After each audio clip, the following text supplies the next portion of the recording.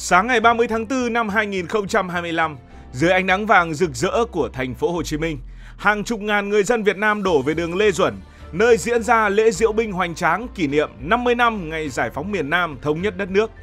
Tiếng nhạc quân hành vang vọng, những bước chân đều tăm tắp của những chiến sĩ Việt Nam hòa quyện với một hình ảnh đặc biệt. Những khối quân nhân từ Trung Quốc, Lào và Campuchia cùng nhau sánh bước. Tại sao Việt Nam lại mời 3 quốc gia này tham gia một sự kiện trọng đại như vậy? Trước hết phải khẳng định, việc một nước này mời các nước khác tham gia các sự kiện như là diễu binh hay duyệt binh là một chuyện rất bình thường. Nhiều người không hiểu biết, trên mạng lại nói nọ và lại nói kia. Mời các quốc gia khác tham gia diễu binh thường xuất hiện trong những dịp kỷ niệm lớn, và với Việt Nam, năm 2025 là một dịp lớn. Nó mang tính biểu tượng quốc gia hoặc quốc tế, ví dụ kỷ niệm chiến thắng trong chiến tranh, ngày độc lập hoặc các sự kiện ngoại giao quan trọng. Đây là một cách để các nước thể hiện sức mạnh quân sự, thể hiện tinh thần đoàn kết và củng cố mối quan hệ ngoại giao, đặc biệt là với các nước láng giềng. Tuy nhiên, việc này không diễn ra thường xuyên ở mọi quốc gia trong mọi năm, bởi vì lấy đâu ra những dịp đặc biệt nhiều như vậy, mà thường được cân nhắc kỹ lưỡng vào những dịp đặc biệt. Nói về diễu binh hay là duyệt binh thì Nga rất là nổi tiếng. Trong kỷ niệm ngày chiến thắng tại nước Nga thì nước này thường mời những quốc gia thuộc Liên Xô cũ. Ở Nga, đây là một trong những sự kiện thường xuyên có sự tham gia của quân đội nước ngoài, đặc biệt là trong những năm kỷ niệm lớn, thường là các năm chẵn, ví dụ như là 2010 hay là 2015 chẳng hạn. Năm 2010, Nga đã mời những đơn vị từ Pháp, Anh, Mỹ và Ba Lan. Đây là lần đầu tiên kể từ khi Liên Xô sụp đổ, họ mời những đơn vị này để nhấn mạnh tinh thần đoàn kết của các nước đồng minh trong Thế chiến thứ hai. Trung Quốc cũng từng mời các nước tham gia diễu binh như kỷ niệm 70 năm chiến thắng trong chiến tranh chống Nhật với sự tham gia của Nga, Mông Cổ và một số nước khác. Và lại nói về Nga, Việt Nam đã được mời tham gia diễu binh tại Nga trong dịp kỷ niệm 80 năm ngày chiến thắng trong chiến tranh vệ quốc vĩ đại vào tháng 5 năm 2025. Sự kiện sẽ diễn ra tại Quảng trường Đỏ oai hùng thuộc thủ đô Moscow. Đây là một sự kiện quan trọng, thể hiện mối quan hệ sâu sắc giữa Việt Nam và Nga, cũng như vị thế của Việt Nam trên trường quốc tế. Việt Nam đã cử một đội gồm 68 quân nhân tham gia lễ diễu binh tại Quảng trường Đỏ. Các quân nhân này đã trải qua quá trình huấn luyện chuyên sâu từ đầu tháng 4 năm 2025, tập trung vào kỷ luật đội hình, kỹ năng diễu hành và sự phối hợp đồng bộ. Và bây giờ, trở lại với câu chuyện chính của chúng ta. Để hiểu vì sao Việt Nam lại mời Trung Quốc, Lào và Campuchia, thì chúng ta có một cách giải thích đầu tiên rất dễ hiểu về mặt địa lý. Hãy nhìn vào tấm bản đồ Đông Nam Á, Việt Nam với một dải đất hình chữ S mềm mại nằm nép mình bên bờ Biển Đông, nơi những con sóng vỗ vào bờ cát trắng từ Quảng Ninh cho đến Kiên Giang, rồi các đảo và quần đảo. Và Việt Nam có những người hàng xóm nào? Đó chính là bản sắc địa lý của Việt Nam. Việt Nam không chỉ có biển mà còn có những đường biên giới trên đất liền dài hàng ngàn km, nơi chúng ta chia sẻ biên giới với 3 người láng giềng thân thiết. Phía Bắc, Việt Nam giáp với Trung Quốc, người hàng xóm lớn nhất của chúng ta. Những ngọn núi trùng điệp, những con sông và những cánh đồng bát ngát đã chứng kiến hàng ngàn năm giao lưu văn hóa, thương mại và cả những biến cố lịch sử. Con đường từ Hà Nội đến Bắc Kinh từng là lối đi của những đoàn thương nhân, lối đi của những đoàn sứ thần, giờ đây là cầu nối của tình hữu nghị. Địa lý đã khiến cả Việt Nam và Trung Quốc trở thành hai nước láng giềng không thể tách rời. Khi Việt Nam tổ chức lễ diễu binh, mời Trung Quốc không chỉ là một cử chỉ ngoại giao mà còn là một sự công nhận mối dây liên kết địa lý bền chặt. Hơn cả địa lý, trong cuộc kháng chiến chống thực dân Pháp và đế quốc Mỹ, Trung Quốc là một trong những lực lượng đã hỗ trợ Việt Nam. Mặc dù hai nước cũng có những giai đoạn phức tạp, nhưng lễ diễu binh 30 tháng 4 năm 2025 là dịp để Việt Nam nói lời cảm ơn, đồng thời khẳng định mong muốn xây dựng một tương lai hòa bình và hợp tác với Trung Quốc. Phía Tây và Tây Bắc của Việt Nam chính là Lào, với đường biên giới chạy dọc theo dãy Trường Sơn hùng vĩ. Những cánh rừng nhiệt đới, những ngọn núi và dòng sông Mekong chảy qua hai nước đã tạo ra một không gian sống chung, nơi người Việt và người Lào chia sẻ từ hạt lúa cho đến tiếng cười. Đường mòn Hồ Chí Minh, một biểu tượng của cuộc kháng chiến chống Mỹ, không chỉ là con đường của Việt Nam mà còn là huyết mạch nối liền Việt Nam với Lào. Những bản làng ở Quảng Trị, ở Thừa Thiên Huế giáp Lào là nơi mà người dân hai nước thường xuyên qua lại, trao đổi hàng hóa và tổ chức những lễ hội chung. Trong cuộc kháng chiến chống Mỹ, Lào không chỉ là hậu phương mà còn là chiến trường chung của hai dân tộc. Đường mòn Hồ Chí Minh chạy qua những cánh rừng Lào là nơi những chiến sĩ Việt Nam và Lào đã cùng nhau chiến đấu, chia sẻ từng giọt nước hay miếng cơm. Quân đội nhân dân Lào, dù lực lượng còn hạn chế, đã sát cánh cùng Việt Nam trong nhiều trận đánh. Hình ảnh những chiến sĩ Lào được đón tiếp trọng thể bởi người dân Việt Nam gợi nhớ đến những ngày tháng hai nước cùng chung lý tưởng và cùng chung một kẻ thù. Bây giờ vẫn là hai anh em. Mời Lào tham gia diễu binh là cách Việt Nam tôn vinh tình cảm anh em, nơi máu và nước mắt đã hòa quyện để viết nên lịch sử. Phía Tây Nam, Việt Nam chia sẻ đường biên giới với Campuchia, một trong những đường biên giới rất phức tạp, nơi đồng bằng sông Cửu Long trù phú trải dài, mang phù sa từ sông Mekong đến cả hai quốc gia.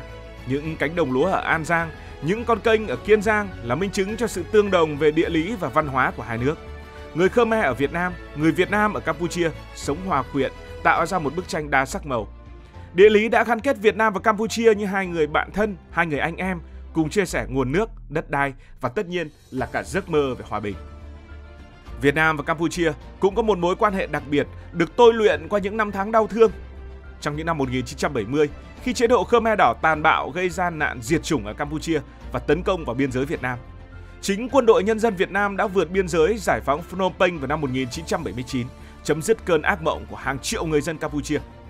Campuchia tham gia diễu binh không chỉ để kỷ niệm chiến thắng của Việt Nam, mà còn để nhắc nhở rằng hai nước đã cùng nhau vượt qua bóng tối, hướng tới ánh sáng của hòa bình và phát triển. Vậy, ba người hàng xóm của chúng ta đã mang đến những gì? Ba quốc gia láng giềng mang đến lễ diễu binh tại thành phố Hồ Chí Minh những lực lượng tiêu biểu, thể hiện tinh thần đoàn kết và sự tôn trọng đối với một sự kiện mang tính lịch sử vĩ đại của Việt Nam.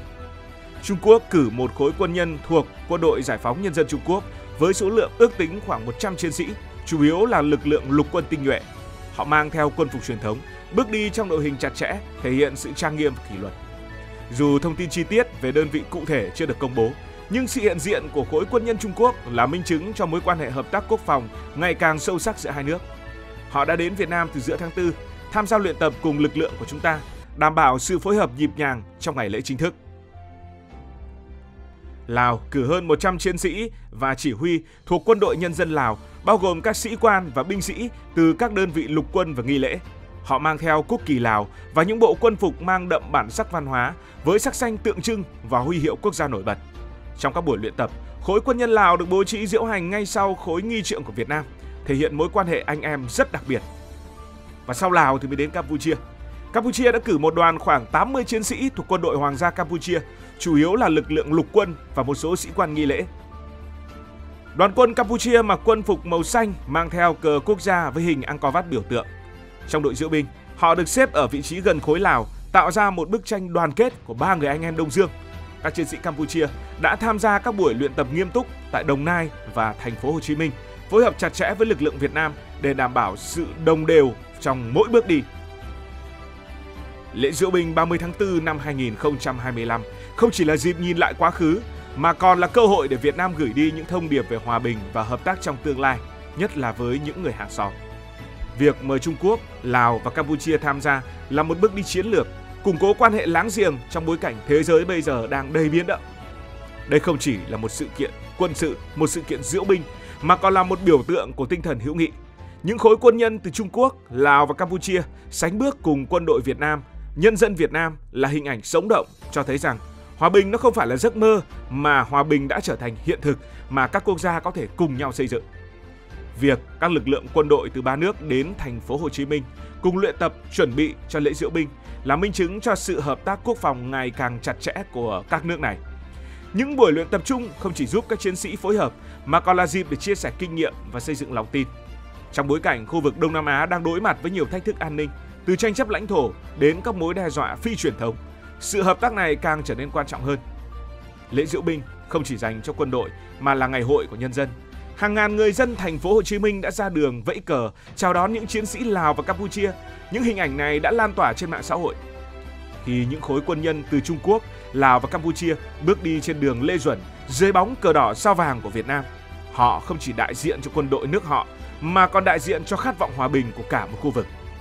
Lễ diễu binh ngày 30 tháng 4 năm 2025 là một tuyên ngôn rằng dù lịch sử có những vết thương, các quốc gia láng giềng vẫn có thể cùng nhau xây dựng một tương lai tốt đẹp hơn. Việt Nam mời ba nước láng giềng để nhắc nhở rằng chiến thắng ngày 30 tháng 4 không chỉ là của riêng Việt Nam mà còn là thành quả của sự đoàn kết quốc tế. Từ những đoàn xe viện trợ của Trung Quốc, những chiến hào chung với Lào đến sự giải phóng Phnom Penh cùng Campuchia, Tất cả đều là những mảnh ghép của một bức tranh mang tên hòa bình. Lễ diễu binh cũng là lời cam kết của Việt Nam về một khu vực ổn định, thịnh vượng. Bằng cách mời 3 nước láng giềng, Việt Nam khẳng định vai trò của mình như một trung tâm hòa giải và một người bạn đáng tin cậy. Từ những ngọn núi Trường Sơn đến đồng bằng sông Cửu Long, từ những chiến hào năm xưa đến những bước chân diễu binh hôm nay, Việt Nam và 3 người láng giềng đã cùng nhau viết một chương mới.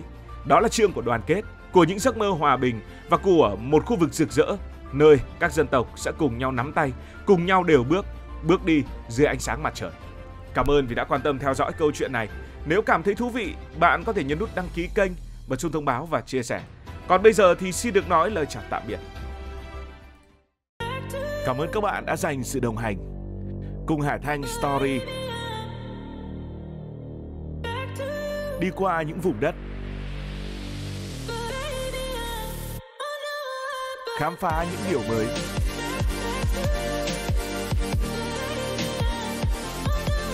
Đừng ngần ngại, hãy để lại những góp ý và xin được hẹn gặp lại.